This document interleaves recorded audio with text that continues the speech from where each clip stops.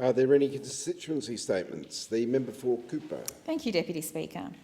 You know, Deputy Speaker, for all of my working life, from the time I started training as a nurse, a young nurse many years ago, I have been a member of my union. The Australian Nursing and Midwifery Federation, or the ANF as it was then, has played a huge part in my life, and I've always been a proud member. So as a trade unionist, there's nothing better in this place than to see workers, fellow workers, come to Parliament to voice their concerns, knocking on doors, standing up for their rights. At the moment in this House, there are members of the Maritime Union of Australia, the mighty MUA, and they are here in Canberra to tell a sorry story. A sorry story. There is Michael, Brett and Zach, MUA members, maritime workers, who were on the crew of the MV Portland. Now, this was an Australian ship carrying Australian cargo, manned by an Australian crew. This is a rare beast in Australia at the moment, because what we're seeing is a shift away from Australian ships doing Australian work on Australian shores and being manned by Australian crew to what we call ships with flags of convenience. And these are ships that register in a country that have very little standards when it comes to safety or labour standards.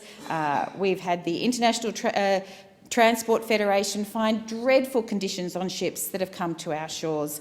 There's even been instances of murder on these ships, indentured labour. It's terrible.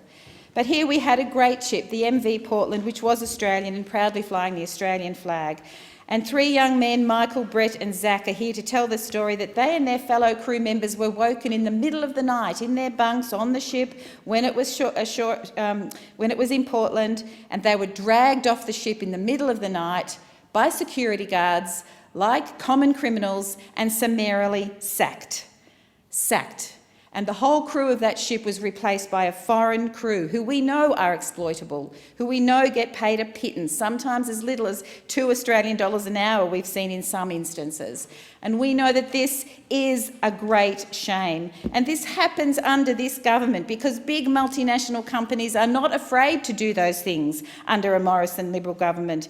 They weaken protections for workers. We've seen outshoring and offshoring. This is the DNA of the Liberal government, and this is what happens. They don't have the backs of Australian workers. They don't listen to unions when they raise the alarm on unsafe conditions and insecure work. And you know who wears the consequences, Deputy Speaker?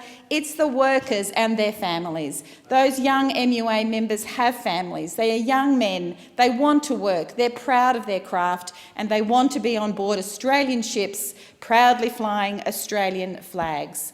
But that is not what's happening in this country. And sadly, that is what happens under this government. But a Labor government would have their backs. Members' time has expired.